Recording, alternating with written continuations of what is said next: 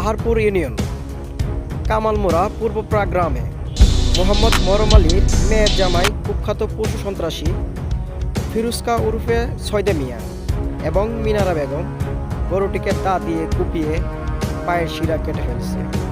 গরুটি এখন মৃত্যুর সাথে পাঞ্জা লড়ছে। আমি সবার কাছে এর বিচার চাই। আপনারা ভিডিওটি ভালো করে দেখবেন এবং বেশি বেশি করে শেয়ার করবেন। এই কুখ্যাত পশু সন্ত্রাসীকে সবাই চিনে রাখুন। এই কুখ্যাত পশু সন্ত্রাসী ফিরোজ খা আর ওরফে সয়দে মিয়া এবং মিনারা বেগম আরও অন্যান্য লোক যারা সাথে ছিল তাদের বিচার চাই। আমি এর সুষ্ঠু তদন্তের সাপেক্ষে প্রশাসনের নিকট আমি সুষ্ঠু বিচার চাই।